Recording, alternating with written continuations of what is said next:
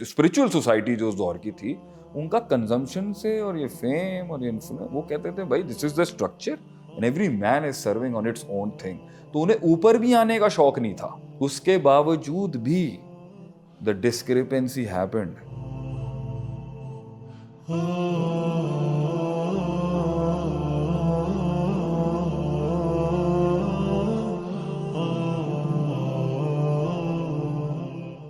शेख साहब, लफ्ज़ इन्फ्लुएंसर जब हमारे जहन में आता है तो आज के दौर में तो हमें लगता है कि बात हो रही है सोशल मीडिया पे, आपके कितने फॉलोअर्स हैं, आप किस नीश पे काम कर रहे हैं। लेकिन ज़ाहिर है कि हम जिस ज़माने की बात कर रहे हैं इस वक्त इन्फ्लुएंसर ज़रा मुख्तलिफ होते थे। तो एक्सप्लेन कर सकते हैं कि आज के ज़माने में और उस ज़माने में जो इन्फ्लुएंसर्स थे उनमें क्या फ़र्क था?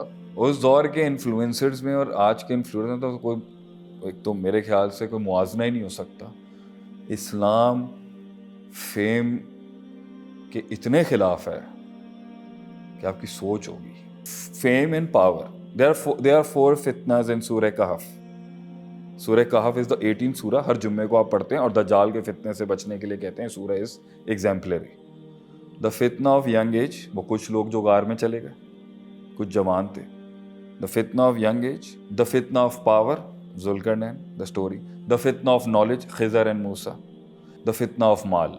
इस्लाम में मकसूद एंड मतलूब, ऑब्जेक्टिव कभी भी पावर और फेम नहीं हो सकता, ऑब्जेक्टिव नहीं हो सकता ये। मीडियम, जब मीडियम भी बनेगा ना, इतनी स्ट्रिक्ट कंडीशंस इसके साथ लग जाती है ना कि आदमी इसमें हाथ डालते हुए घबरा जाता था। इसलिए जब सहाबा की महफिल बैठी होती थी ना, कोई सवाल पूछने आता तो वो कहते थे भाई उससे पूछो, I don't want to answer, although he was worthy of answering it.